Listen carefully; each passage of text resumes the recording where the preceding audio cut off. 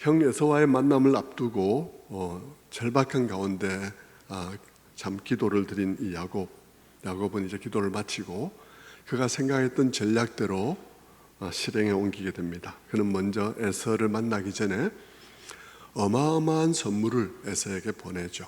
암염소 200에 숫염소 20, 암양 200에 숫양 20마리, 전나는 낙타와 그리고 암소와 황소와 그리고 노새와 새끼 암나귀, 새끼 나귀 이렇게 이제 해서 막 보내게 되죠. 이 많은 짐승들을 때로 이렇게 구분을 해서 때를 짓게 하고는 그 각각의 종들을 붙여서 간격을 띄워서 형 에서에게로 보냅니다. 야곱이 생각하는 효과가 있겠죠. 어떤 효과를 노리겠습니까? 이 때들이 이제 도착하면, 첫 번째 도착하면 분명히 에서가 묻지 않겠습니까? 너희들 누구냐? 누구에 속한 사람들이냐? 이건 다 뭐냐? 하고 물을 때 그때 그 종들에게 이렇게 말하라고 그들에게 입에 말을 넣어줍니다. 이것이 다 주의 종 야곱이 자기 주 에서에게 보내는 선물입니다.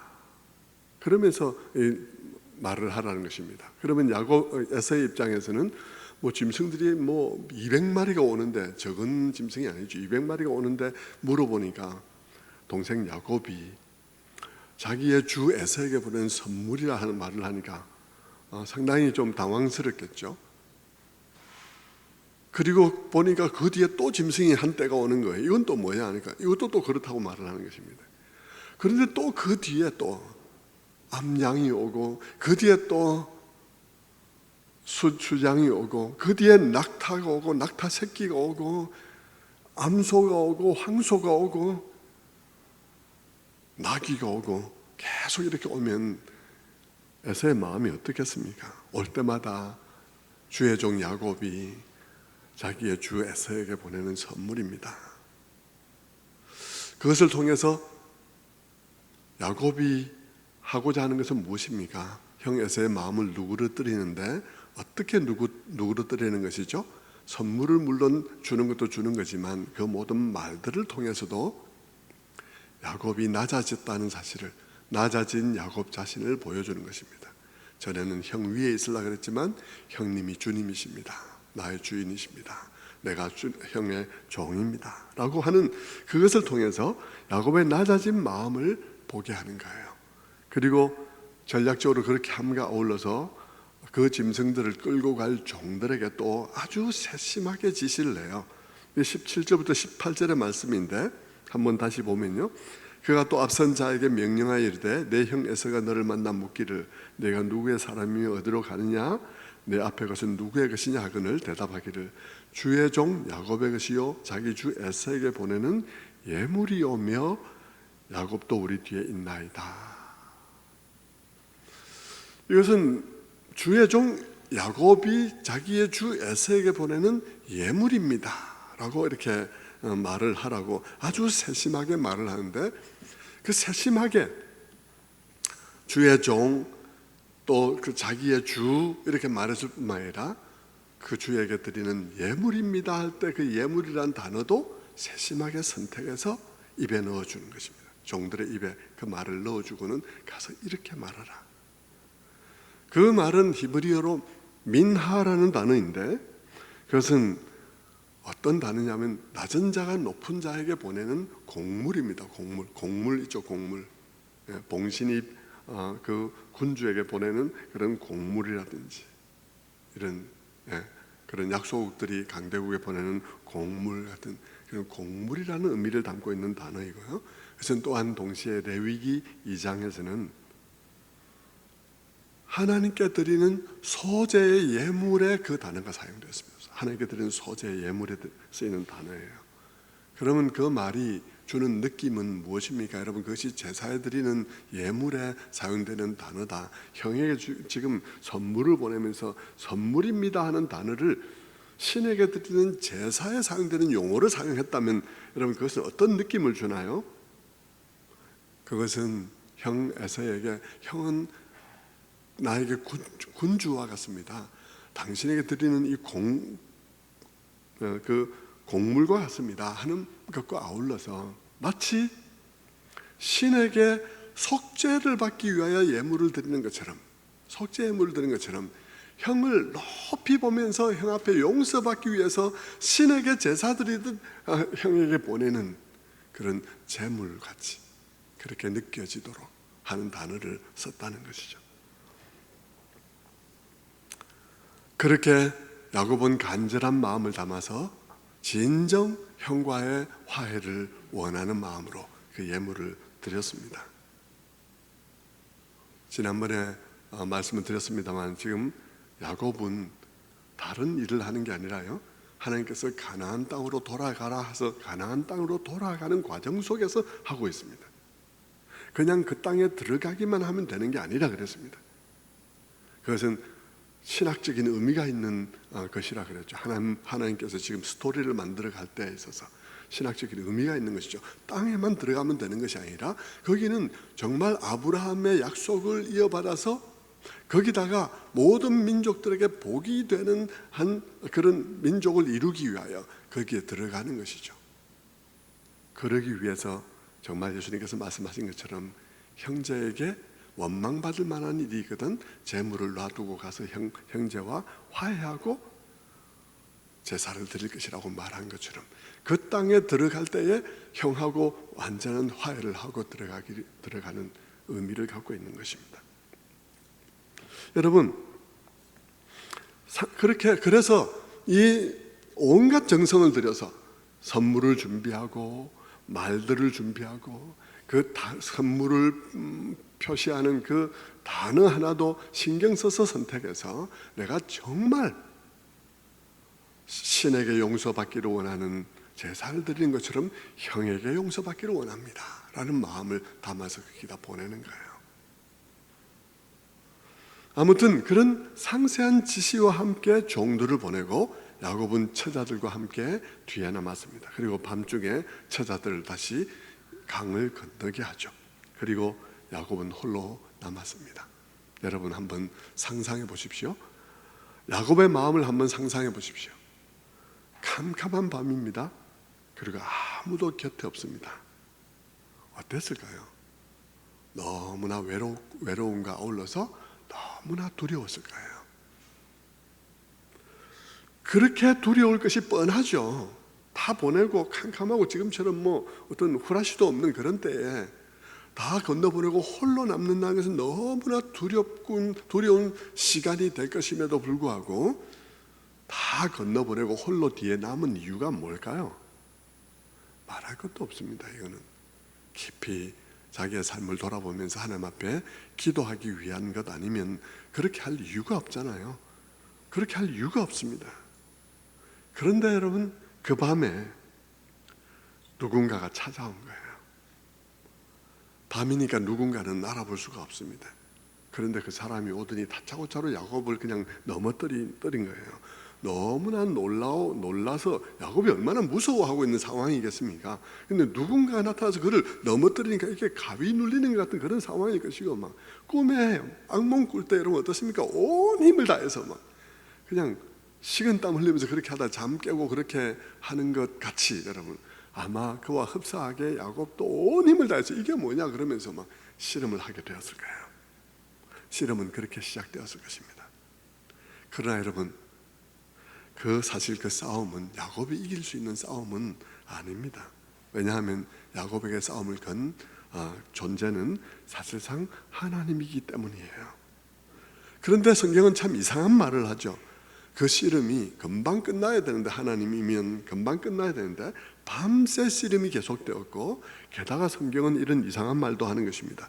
창세기 32장 25절에 보면 자기가 야곱을 이기지 못함을 보고, 하나님이 야곱을 이기지 못함을 보고 야곱의 엉덩이에 손을 갖다 대물어서 그를 침으로써 야곱의 허벅지의 관절이 어긋나게 되었다라고 말을 하는 것입니다. 여러분, 하나님이 이겼는가 졌는가는 다음 시간에 생각하기로 하고요. 어쨌든 하나님께서 야곱의 엉덩이에 막 기를 쓰고 막 밤새 어치락뒤치락 하다가 야곱의 엉덩이에 손을 대는 바람에 손을 대어서 야곱의 허벅지에 관절이 어긋나게 되었습니다. 어떤 상태가 된 걸까요? 야곱이 더 이상 씨름을 할 수가 없는 상황이 된 거예요. 여러분 씨름 보셨죠? 레슬링 보셨죠? 레슬링에서 중요한 게 뭡니까? 다리가 너무너무 중요해요. 다리로 버티는 거 아닙니까? 레슬링은 넘어져서도 뒤집히지 않으려고 다리를 쫙 벌리고 이래가지고 힘껏 버티고 뒤집히지 않으려고 애를 쓰잖아요. 여러분 이 씨름은 다리가 중요해요. 그런데 여러분 다리에 뼈가 어긋났다는 것입니다. 그게 어긋난 정도가 어느 정도는 우리는 몰라요. 다음 날 아침에 절면서 걸었다는 거 봐서 완전히 빠져버렸다 이렇게는 볼 수가 없겠죠. 어쨌든 큰 상처를 입은 것입니다. 관절이 어긋나 버렸으니까 씨름이 더 이상 할 수가 없는 거예요. 야곱이 할 수 있는 것은 딱 하나밖에 없습니다. 씨름은 할 수 없고요. 뭘 할 수 있나요? 매달리는 것만 할 수 있습니다. 매달리는 것만 하는 것입니다. 그래서 야곱은 매달리기로 마음을 먹어요. 그래서 죽기 살기로 매달리지. 이제는 이 싸움에서 자기가 할 수 있는 것은 아무것도 없고 그냥 매달리는 것밖에는 할 수 있는 게 없는 거야. 그렇게 결사적으로 매달리고 있는데 저만치 날이 밝아오는 것입니다. 그러자 그 사람은 날이 세려하니까 자기는 가야겠다고 이 손을 놓으라고 합니다. 하지만 야곱은 절대 그 손을 풀지 않고 말합니다. 당신이 내게 축복하지 않으면 가게 하지 아니하겠나이다. 그는 이 사람과 싸우면서 이 사람이 자기보다 월등한 어떤 존재라는 사실을 알았던 것 같아요.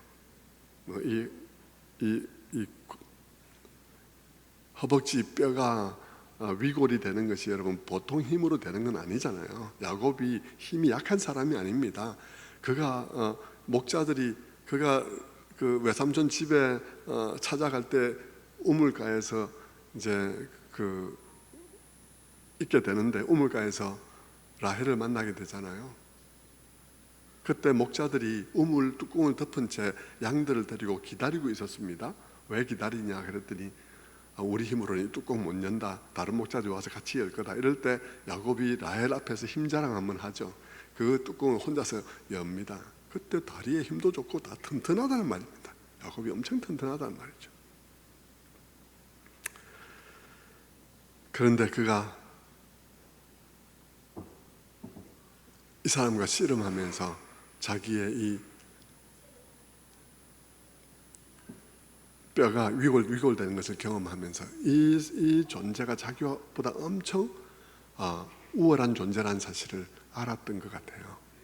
여러분 이 뼈가 보통 사람이 건드려서 빠지는 뼈가 아니잖아요. 사람 몸 중에서 팔뼈도 아니고요. 가장 든든한 뼈니까요.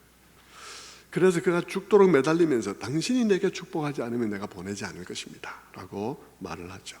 그러자 그 사람이 묻습니다. 네 이름이 뭐냐? 내 이름은 야곱입니다. 그러자 그가 말합니다. 너를 더 이상 야곱이라고 하지 않고 이스라엘이라 부를 것이니 네가 하나님과 사람과 괴로워 이겼습니다 라고 이제 그렇게 말씀을 하고 떠나게 되죠. 자, 그 이야기가 우리가 이제 읽은 부분과 읽지 않은 부분에 관한 얘기예요.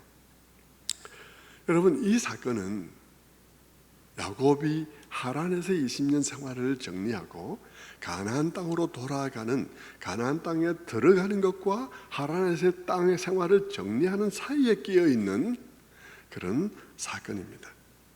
그렇다면 여러분 이 장면이 우리에게 주는 의미는 뭘까요? 사실 이 장면은 어떤 의미를 가질까요? 이 장면은 야곱의 생애 가운데 가장 중요한 사건 중에 하나로 야곱의 전 생애가 어떤 생애였는지를 보여주는 그런 장면이기도 해요. 야곱의 전 생애는 씨름의 생애였습니다. 그게 그 대상이 누구든지 간에 어쨌든 그가 씨름을 하는 삶을 살았습니다. 그리고 이 한밤중에 이 씨름은 어떤 점에서 지금 야곱이 처해 있는 상황에 대해서 잘 그려주고 있는 그런 상징적인 그림이기도 해요. 그는 지금 어떤 상황에 있냐 그러면요, 앞이 캄캄한 상황 속에 있습니다. 그런 가운데서 어려운 문제를 풀어야 하는 상황 속에 있어요. 그는 홀로입니다. 이 문제는 자기 홀로밖에는 풀 수가 없어요. 이게 뭐 라헬이 풀 수 있는 문제도 아니고 레아가 풀 수 있는 문제도 아니고요.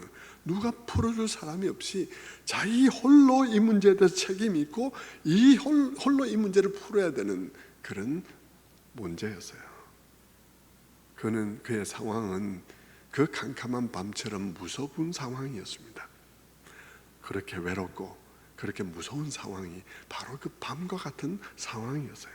결국 그는 혼자 풀어야 되는 그 문제 앞에 서 있는 것입니다. 한 치 앞도 보이지 않습니다.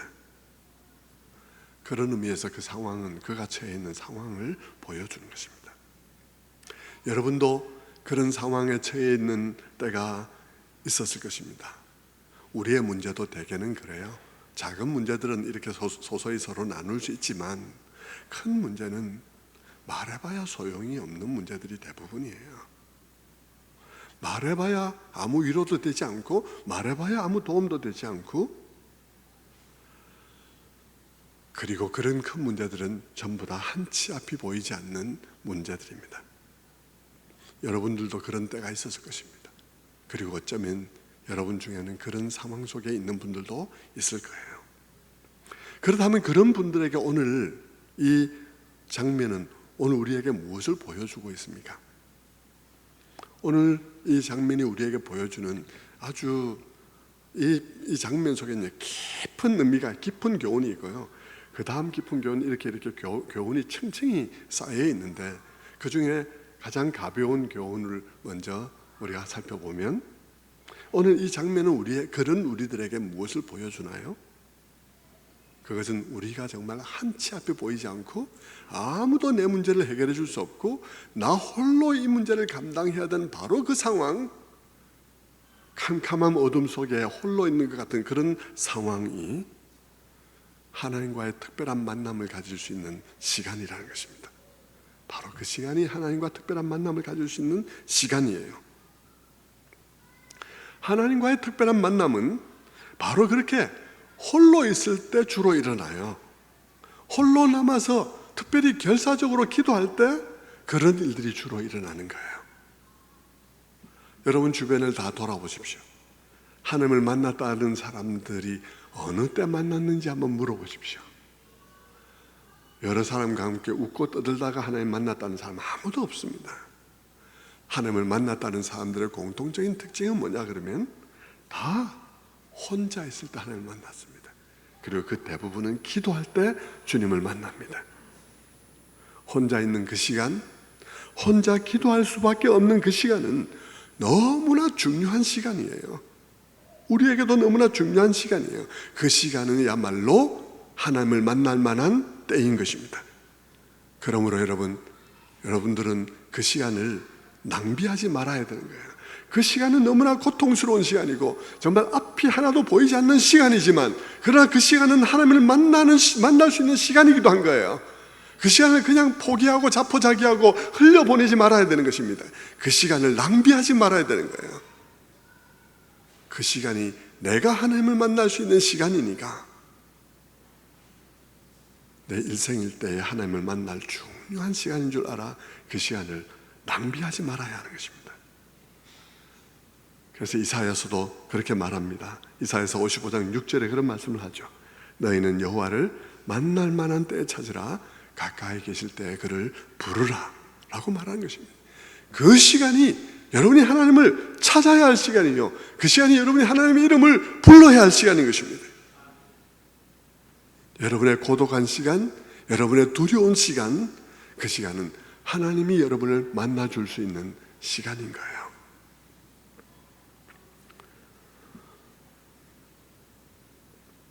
그 밤은 야곱에게는 에서를 만나기 바로 전날 밤이었습니다. 그 밤에 일어난 그 씨름은 야곱이 처해 있는 상황을 보여주는 그림이죠. 그리고 그의 평생을 보여주는 그림이기도 합니다. 사실 그의 삶은 평생 씨름이었습니다. 그런데 지금까지 그의 씨름은 항상 사람과의 씨름이었어요. 항상 사람과의 씨름이었어요. 여러분은 어떤가요? 여러분의 삶도 투쟁일 거라고 생각해요. 씨름일 거라고 생각해요. 근데 여러분의 그 싸움은 누구와의 싸움이었나요? 누구와의 씨름이었나요? 대부분의 시간은 여러분 사람하고 씨름을 했을 것입니다. 야곱도 지금까지 사람과의 씨름을 해왔습니다. 부자로 살기 위해, 1등이 되기 위해, 남의 위에 있기 위해 온갖 사람과 갈등하며 살았습니다. 그들을 상대로 늘 이겨야만 되는 싸움을 싸웠죠. 그런 삶을 살았습니다. 그는 자기가 원하는 것을 자기가 차지하지 않고는 견딜 수 없는 그런 성품을 가진 사람이었습니다. 그래서 그는 늘 사람을 상대로 그런 싸움을 싸웠죠. 그런데 여러분, 지금 야곱이 서 있는 상황은 그럴 수 있는 상황이 되지 못한 거예요. 자신에게는 힘이 없어요. 자기에게는 힘이 없고 자기는 군사를 기린 사람이 아니에요. 근데 에서는 다가오고 있어요. 자기에게는 지금 퇴로가 차단되어 있어요. 라반에게 언약을 맺고는 그쪽으로 넘어가지 않기로 약속을 했어요. 31장에 퇴로가 차단되어 있었어요. 그리고는 에서에게는 이미 연락을 해놓았기 때문에 에서는 400명을 데리고 오고 있어요. 이제 이 날이 밝으면 이제는 곧 에서와 만날 것입니다.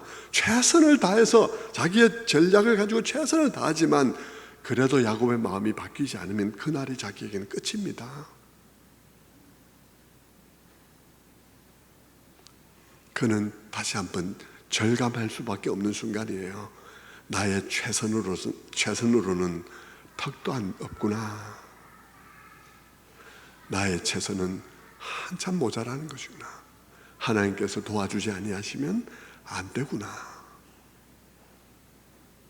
나의 최선을 다하고 나의 최선을 다해서 선물을 보내고 종들에게 내가 줄 수 있는 최선의 겸손한 말을 보냈다 할지라도 형의 마음이 안 바뀌면 아무 소용이 없고 내일은 나의 모든 인생의 끝이니 하나님께서 해주지 않으면 나의 모든 최선이 아무 소용이 없구나 하는 생각을 하지 않을 수가 없는 밤인 거예요. 한치 앞이 보이지 않는 그런 캄캄한 상황 속에서 그에게 필요한 것은 하나님께 매달리는 것이었습니다. 이 문제는 자기 힘으로가 아니라 그분의 복주심으로 해결되어야 한다는 사실을 아는 것입니다. 성도 여러분, 우리 인생에 그런 일들이 얼마나 많나요? 나의 최선으로 부족한 때들이 얼마나 많나요? 자식의 문제를 비롯해서 얼마나 많은 문제들이 나의 최선으로는 부족하고 하나님께 복주심으로 해결되어야 하는 일들이 얼마나 많습니까? 야곱은 그것을 보고 있는 것입니다. 그것을 어둠 속에서 그것을 보고 있는 것입니다. 이 문제는 이전처럼 잔꾀를 부려서 남을 이겨먹음으로써 해결될 수 있는 문제가 아니에요. 이 문제는 하나님이 복주심으로 이루어져야 하는 것이고 그럴 때만 아름다운 결과를 가져올 수 있는 일인 거예요. 여러분, 지금 아까 이 사건이 어디서 일어났는지를 말씀드렸습니다. 하란에서 20년이 끝나고 가나안 땅에 들어가기 전에 야복강이라는 그 강의 경계선을 두고 여러분 그 딱 두 시간의 사이에 끼어 있는 그 시간 속에서 일어난 일이라 그랬습니다. 여러분, 그 강을 건너 그 땅으로 들어가기 전에 야곱에게 경험해야 할 것이 있다는 것입니다. 그 땅에 들어가기 전에 야곱에게 경험해야 될 가장 중요한 것이 뭐냐 그러면 인생을 내 잔꾀로 남을 이겨먹는 삶을 사는 것이 아니라 하나님의 복으로 이루어지는 인생이란 사실을 내가 알아야 된다. 인생이란 것이 그런 게 아니다 하는 것을 알아야 한다는 것이죠. 그래서 이 순간 그에게 필요한 것은 자기의 튼튼한 다리와 허리 관절을 이용해서 씨름해서 이기는 게 필요한 게 아니에요. 이 순간 그에게 필요한 것은 온 힘을 다해 하나님께 매달리는 것이 필요한 것입니다. 그런데 여러분, 앞이 꽉 막힌 그 시간, 그 어둠 속에 홀로 남아있는 그 상황에서는 그가 무엇을 했겠습니까? 자기 인생을 돌아보면서 두려움과 함께 자기 인생을 돌아보는 시간을 가질 수밖에 없어요. 지금까지 그의 삶은 어떠했나요? 모태신앙이었어요. 모태신앙이면서 그는 자기 인생을 어떤 관점에서 바라보면서 살아왔나요? 자기가 어떻게 행복하고 만족스러운 삶을 살 수 있다고 생각하면서 살아왔나요?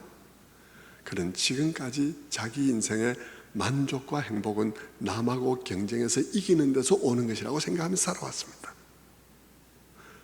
남하고 경쟁해서 이김으로써 내가 바라는 그것을 그들이 차지하는 것이 아니라 내가 차지함으로써 그럴 수 있다고 믿고 살아왔습니다. 그래서 복은 하나님께 구하여 얻는 것이 아니라 다른 사람을 이겨먹어서 그들이 차지할 것을 내가 차지하는 것이라고 생각했던 것이죠. 모태신앙이지만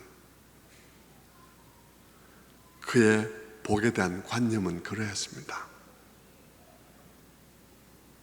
여러분, 얼마나 우리도 이름만 그리스도인이라는 이름만 가지고 있고 복에 대한 관념과 우리의 인생에 대한 우리의 시각은 그러합니까?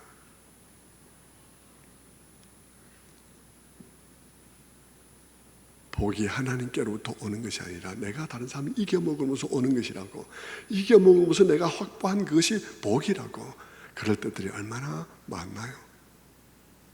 말하자면 복은 하늘부터 오는 것이 아니라 다른 사람의 것을 내가 차지하는 데서 오는 그런 삶을 야곱도 지금까지 살아온 거예요. 그래서 그는 야곱의 장자권도 빼앗고 야곱이 받아야 할 축복, 야곱을 위해서 준비된 축복 기도도 가로채고 그렇게 했던 것이죠. 그가 지금까지 살아온 인생은 요즘 시대의 말로 이미 이제 한참 옛날 말이 됐지만 제로섬 게임과 같은 삶을 살아온 거예요. 제로섬 게임이 뭡니까? 제로섬 게임은 너의 이익과 나의 손실을 너의 이익과 나의 손실을 합치면 제로라는 것입니다. 말하자면 총량이 제한되어 있는 가운데서 네가 차지하냐 내가 차지하냐의 게임이라는 것입니다. 네가 20% 더 차지하면 나는 20%덜 차지할 수밖에 없고, 네가 다 차지하면 나는 아무것도 차지할 수밖에 없고, 그래서 네가 가진 것과 내가 가진 것을 합치면 그냥 총량 그냥 그대로 플러스 마이너스 제로인, 우리의 삶이 제로섬 게임일 때들이 많다는 것이죠. 그저 네 것 내가 빼앗아서 내 것 삼아야 된다고 생각하는 경우들이 많다는 것입니다. 야곱이 지금까지 살아온 인생은 늘 그런 제로섬 게임이었습니다. 네가 차지하면 내가 차지하지 못하고 내가 차지하면 네가 차지하지 못하는 거다. 그러다 보니까요, 그는 인생 속에서 필요 이상의 경쟁을 할 수밖에 없었어요. 원하는 것이 있다면 수단과 방법을 가리지 않을 수밖에 없었어요. 그 결과 어떻게 됐나요? 주변 모두와의 등을 지게 되었습니다. 주변 모두가 적이 되었습니다. 그리고 그 싸움 속에서 그의 그런 꾀와 그의 잔꾀와 이런 것으로 그가 승리하곤 했지만 그의 승리 뒤에는 늘 깨어진 관계가 있고 상처가 남았습니다. 그래서 그 결말은 언제나 자기가 도망가지 않으면 안 되는 그런 삶을 살았습니다. 다시 말하면 이긴다고 다 되는 삶이 아니었다는 것입니다. 여러분, 야곱이 그 땅에 들어가는 것은 하나님의 약속의 땅에 들어가는 것입니다. 그가 그 약속의 땅에 들어가기 전에 그가 삶에 대해서 정리해야 되는 거예요. 그가 그 땅에 들어가기 전에 배워야 했던 것은 그런 식으로 이겨본들 아무 소용이 없다는 것을 뼈저리게 알아야 하는 것입니다. 그리고는 그 땅에 들어가서는 다른 원리로 살아야 된다는 것을 그가 마음속에 어렴풋이나마 깨달아야 하는 것이죠. 인생은 단지 제로섬 게임이 아니라는 것이죠. 하나님 안에서 우리의 인생은 단지 제로섬 게임이 아니라는 것입니다. 인생은 하나님 안에서 우리의 삶은 하나님이 주시는 복으로 살아가는 삶이라는 것입니다. 사람이 사는 게 근본적으로 떡으로만 살아가는 것이 아니라는 것이죠. 오늘도 우리를 살게 하시는 하나님의 말씀들, 그 수많은 명령들에 의해서 살아가는 거라는 것입니다. 여러분, 이스라엘 백성들이 광야에서 만나를 먹을 때 그게 제로섬 게임인가요? 아무하고도 상관없는 것이었습니다. 내가 더 많이 먹으면 누가 덜 먹는 건가요? 만나에서 메추라기 먹을 때 여러분 내가 더 먹으면 남이 덜 먹는 건가요? 아니었습니다. 하나님께서는 젖과 꿀이, 나중에 그 땅을 젖과 꿀이 흐르는 땅이라고 부르게 되는데요, 그 땅을 하나님께서는 야곱에게 들여보내면서 제로섬 게임을, 제로섬 사회를 만들면 안 된다는 것을 알게 하시는 거예요. 그냥 그 땅에 들어가서 땅 따먹기를 잘하면 되는 게 아니고, 집 여러 채 가지고 있으면 되는 것 아니고, 그러면 내가 더 가지면 저 사람 덜 가지고 이런 게임 계속 극단적으로 하면, 그러면 그 사회는 제로섬 사회가 되는 것이고 서로 못 살게 될 뿐이고 모두가 다 등지게 되는 것 뿐이고, 이겨도 이긴 것이 아닌 그런 사회가 될 수밖에 없다는 것이죠. 그런데 지금까지 야곱의 삶은 제로섬 게임을 살아온 거예요. 여러분, 그 땅에 들어갈 때 앞으로 이스라엘의 역사를 통해서 더욱더 분명하게 말해주실 것이지만 어렴풋이 지금 가르쳐주고 있는 것입니다. 여러분, 그 땅의 삶은 어떤가요? 땅 따먹기만 잘하면 되는 것이 아니고, 집을 여러 채 가지고 있으면 되는 게 아니고요, 같은 땅에 같은 노력을 쏟아붓고도 하나님이 이른 비와 늦은 비를 주시면 총량이 많아지는 것이고, 같은 땅에 같은 노력을 붓고도 하나님께서 이른 비와 늦은 비를 부어주시지 않으면 총량이 줄어드는 것이고, 단지 그 총량을 가지고 네가 많이 가지냐 내가 가지냐 이 게임, 단지 그 게임이 아니라 하늘이 열려있는, 하나님께서 총량을 조정할 수 있는 사회, 그런 삶이라는 것입니다. 그 중에 일부는 야곱도 이미 경험했어요. 라반의 집에서 목축을 할 때 하나님께서 복을 주셔서 총량이 늘어났는데 그것을 라반이 제로섬 게임을 만들었죠. 그래서 임금을 10번이나, 싹스를 10번이나 바꾸면서 다 가져갔습니다. 그러나 여러분, 마지막 6년은 어땠습니까? 마지막 6년은 하나님께서 새끼들을 태어나게 하시는데, 누가 태어나게 하나요? 야곱이 태어나게 하나요? 라반이 태어나게 하나요? 하나님이 태어나게 하시죠. 태어나게 하는데 야곱의 몫을 많이 태어나게 했습니다. 제로섬 게임인가요? 아닙니다.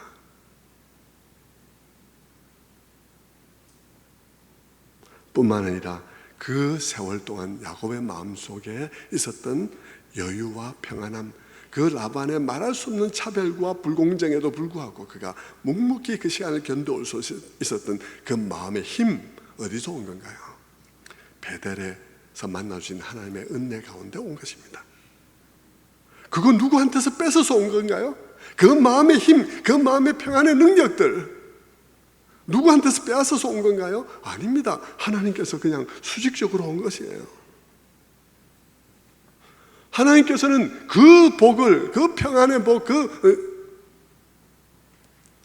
마음의 힘들을 내게 주기 위하여 누군가의 마음의 힘을 빼앗을 필요가 없습니다.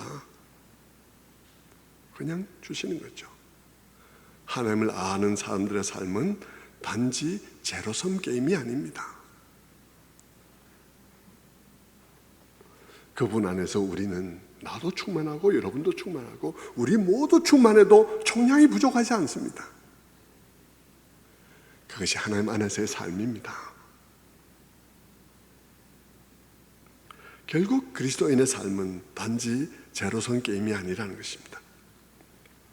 야곱이 복과 관련해서 바라봐야 할 곳은 다른 사람이 가지고 있는 것이 아니고 하나님이었습니다. 하나님을 바라봐야 하는 것이에요. 그가 인생을 걸고 씨름해야 되는 대상은 사람이 아닌 하나님인 거예요. 그가 보아야 할 것은 다른 사람이 어떻게 하느냐가 아니라 하나님의 뜻을 구하고 그 뜻을 위해서 기도하고 그분의 방식, 적절한 방식을 깨닫기 위하여 씨름하고 하나님 앞에 매달리고 기도해야 되는 그런 삶이었습니다. 여러분, 창세기에 이렇게 표현되지 이것이 후대로 넘어가면서 계속 더 세련되게 사람들의 마음과 역사와 생활 속에서 세련되게 만들어지죠. 나중에 그것이 시로도 만들어지고 그런 거예요. 시편에 보면 이런 말씀이 있는데 그것이 지금 말씀드린 것과 똑같은 거예요. 시편 37편 3절 말씀을 보십시오.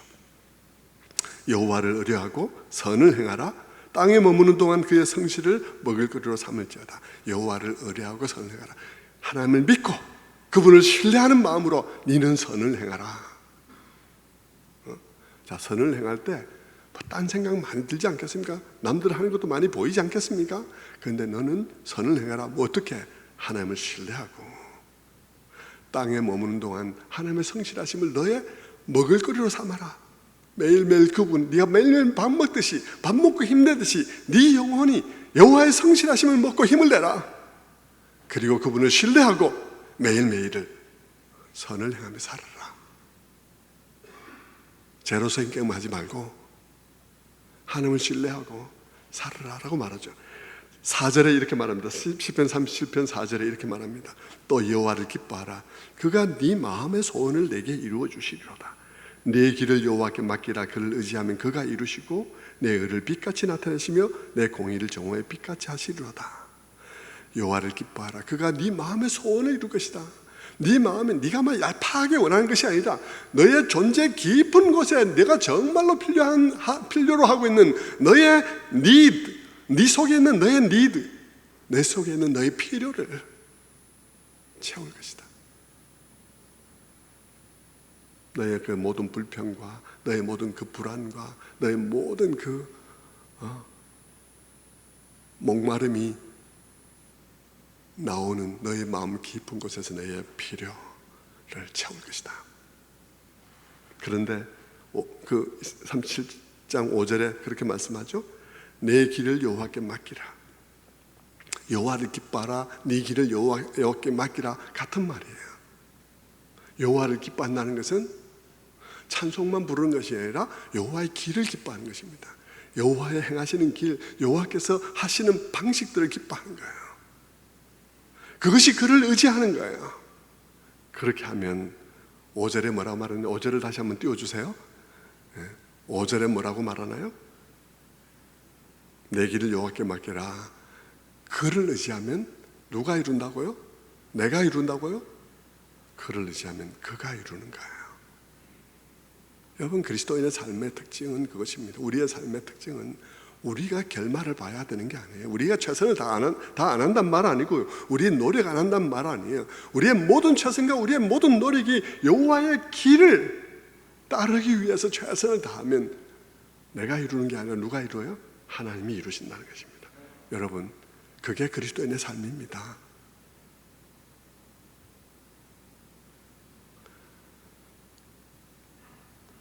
그래서 어떻게 하라는가요? 뭘 주의하라는가요? 시편 37장 1절에 이렇게 말합니다. 악을 행하는 자들 때문에 불평하지 말며 불의를 행하는 자들을 시기하지 마라. 우리 곁에는 항상 악을 행하는 자들이 있어요. 제멋대로 하는 사람들이 있습니다. 그들 때문에 우리의 마음이 늘 선을 행하다가도 흔들립니다. 하나님께서 말씀하시죠. 안다고 하나님께서 안다. 그들 때문에 불평하지 마라. 불의를 행하는 자들을 시기하지 마라. 그들을 시기하지 마라. 37장 7절에 또 그렇게 말합니다. 여호와 앞에 잠잠하고 참고 기다리라. 자기 길이 형통하며 악한 꾀를 이루는 자 때문에 불평하지 마라. 그들이 잘 되는 것 같아도 흔들리지 마라. 왜요? 그들의 궁극을 보기 때문입니다. 37장 2절에 말씀합니다. 그들은 풀과 같이 속히 배임을 당할 것이며 푸른 채소같이 쇠잔할 것이라. 결국 그들이 행복한 게 아니라는 것입니다. 여러분, 이 인생 속에서도 하나님께서 그들을 베어버리는 날도 있겠지만 인생을 다 준다 하더라도, 다 허락한다 하더라도 인생은 긴 게 아닙니다. 여러분, 살아보면 알아요. 연세 드신 분들한테 물어보면 압니다. 인생이 기냐고요? 안 깁니다.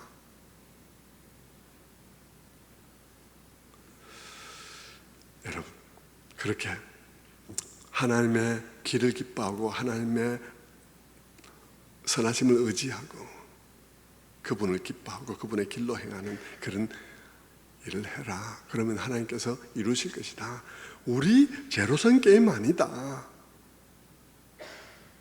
만나봤지 않냐. 그러고 있는 거죠. 그 말을 여러분 구약의 시편의 저자는 그렇게 표현했지만 예수님께서는 어떻게 표현하셨냐 그러면 그렇게 표현하세요.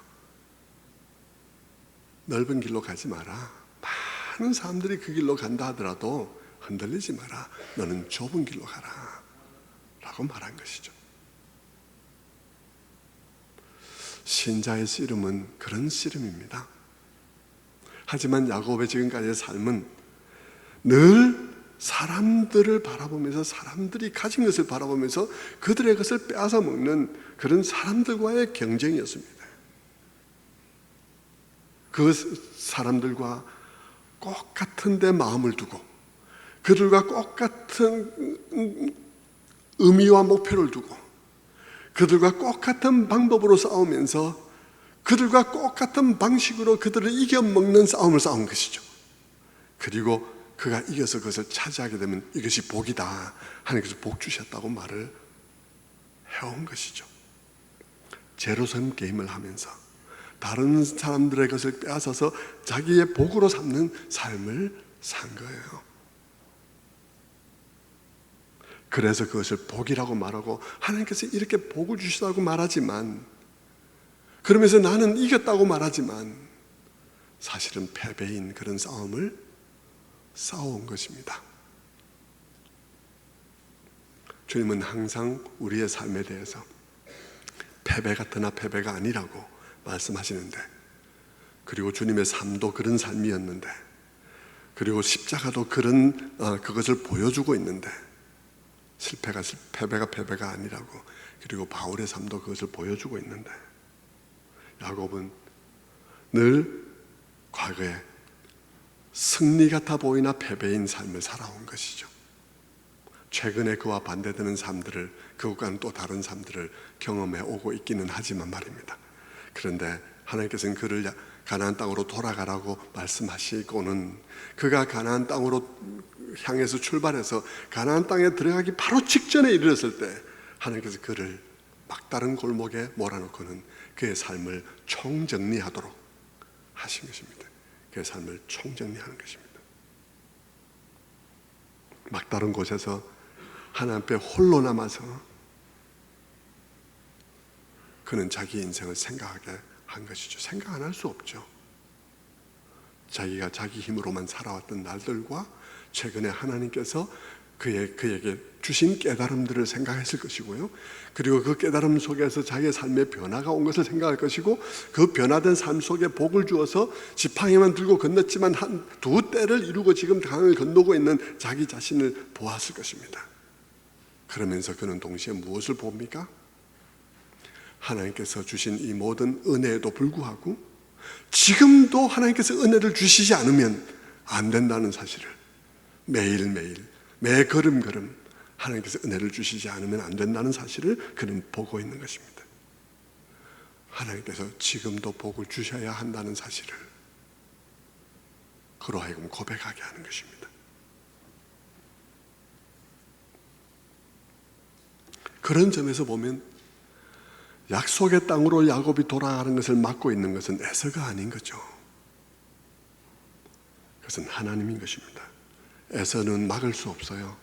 하나님께서 야곱을 약속의 땅으로 돌아가게 하시려 한다면 에서가 막을 수 있겠습니까? 에서는 막을 수 없습니다. 실제로는. 그러니까 실제 약속의 땅에 지금 막고 있는 분은 하나님이신 거예요. 왜냐하면 그 땅에 들어가기 전에 그가 배워야 할 것이 있기 때문인 것입니다.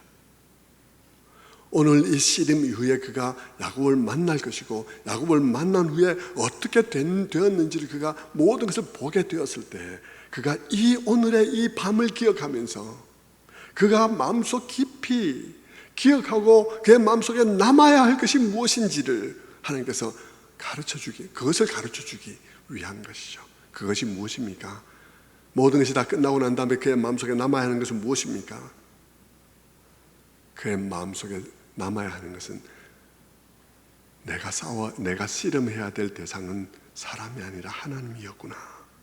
내가 복을 받기 위해서 바라보아야 할 것은 남의 수중에 가지고 있는 것이 아니라 하나님이라는 사실을 그가 기억하기를 원하신 것이죠. 그가 에서를 두려워하면서 그가 그럴 때에도 그가 씨름해야 할 것은 하나님이었다는 사실을 깨닫는 것입니다. 내가 에서의 얼굴을 보기 전에 하나님의 얼굴을 먼저 보았어야 했다는 사실을 깨닫는 거예요. 하나님 앞에 나아가 그분의 말씀을 붙잡고 어떻게 하면 그분의 뜻에 따라 살지 씨름하면서, 무엇이 그분의 뜻에 부합할지를 가지고 씨름하면서 하나님께 매달리며 하나님께 씨름하는, 그것이 오히려 그에게 필요한 씨름이었지, 다른 사람의 수중에 있는 것을 내가 삼기 위한 씨름이 내게 더 필요한 것이 아니었다는 사실을 그가 훗날 깨닫게 되기를 원하는 것입니다. 그래서 그가 내가 에서의 얼굴을 두려워하면서 그렇게 전전긍긍할 때에 그럴 것이 아니라 에서의 얼굴을 보기 전에 내가 하나님의 얼굴을 먼저 보았어야 했다는 것을 그의 마음속에 새기게 되기를 원한 것입니다. 하나님의 얼굴을 먼저 뵙고 나면 에서의 얼굴도 다르더라 하는 사실을 알기를 원한 것이죠.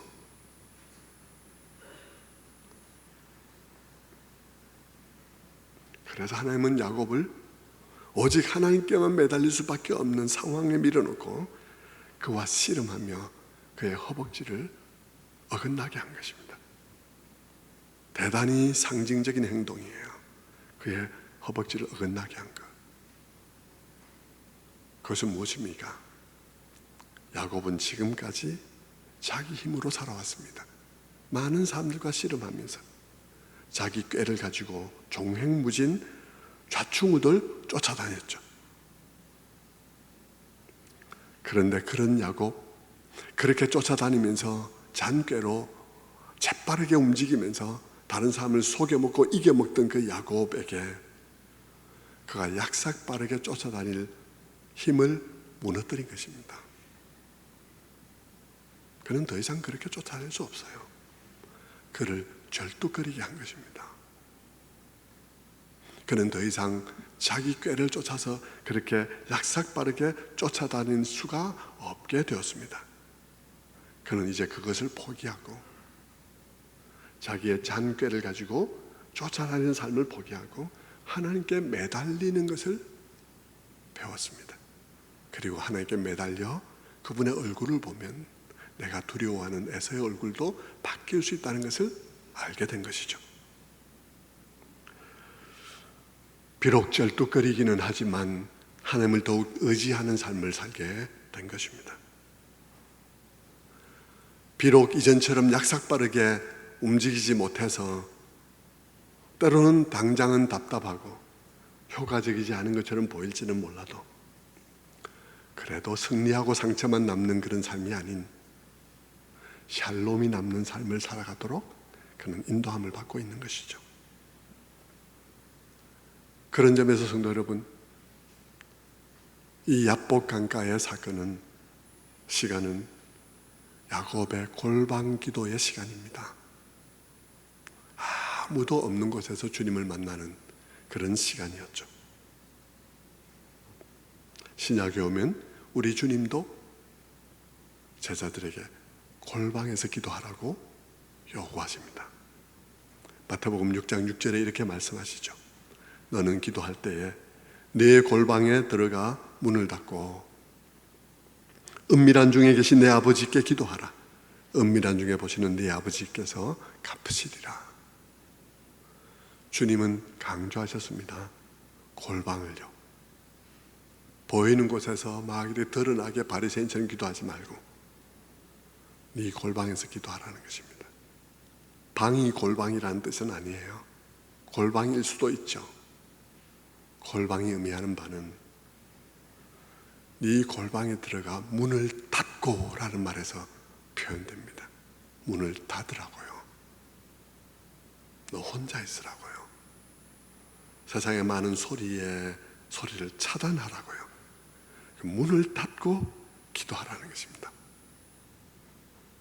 그러면 하나님께서, 은밀한 중에 계신 하나님께서 갚으실 것이다. 너의 그 모든 기도가 헛되지 않게 할 것이다 라고 말씀하시는 거예요. 주님께서 강조하시는 것은 혼자 있는 것을 강조한 것입니다. 혼자 하는 기도를 강조한 것입니다. 함께 기도할 때 있습니다. 우리 금요 기도할 때 함께 기도하죠. 금요 기도가 전부에서는 안 되는 거예요. 혼자 기도하기 원합니다. 어떻게 해요? 골방에 들어가서. 어떻게 해요? 문을 닫고. 어떻게 해요? 은밀한 중에 계신 주님께 기도해야 한다는 것입니다. 그럴 때 어떻게 된다는 거예요? 그 기도의 시간에 주님께서 만나주시고 그 만남 속에서 많은 것이 일어나게 된다는 것입니다. 야곱의 경우에는 엉덩이에 손을 대서 다리 뼈가 위골되어서 절개는 되었지만 그가 사는 삶이 전혀 다른 삶을 사는 시작을 하게 된 것이죠. 어떤 사람에게는 가슴을 만질 수도 있고 어떤 사람에게는 머리에 손을 댈 수도 있습니다. 우리의 생각이 바뀔 수도 있어요. 여러분의 감정이 바뀔 수도 있습니다.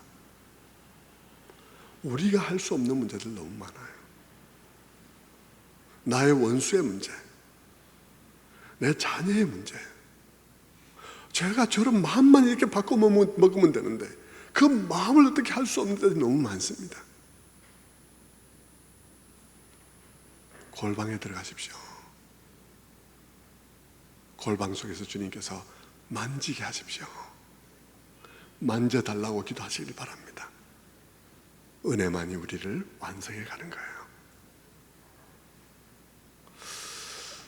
네, 오늘 우리 여기까지만 생각하죠. 다음 주 우리 야곱은 이겼는가 하는 것에 대해서 살펴보려고 합니다.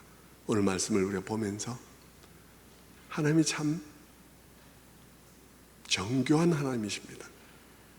야곱을 부르셔서 그의 걸음걸음 빚어가시는 하나님을 보시기를 바랍니다. 우리가 다음 주에는 그 야곱의 하나님이 우리의 하나님이라는 것이 얼마나 복된지, 얼마나 놀라운 감격인지를 우리가 함께 나눌 수 있게 되기를 바랍니다. 오늘도 그 은혜 속에서 말씀을 붙잡고 살아가는, 하나님과 씨름하는, 사람과의 씨름이 아닌 하나님과 씨름하는 여러분 모두가 되기를 주님의 이름으로 축원합니다. 기도하겠습니다. 하나님 아버지 감사합니다. 오늘도 야곱의 얘기를 통해서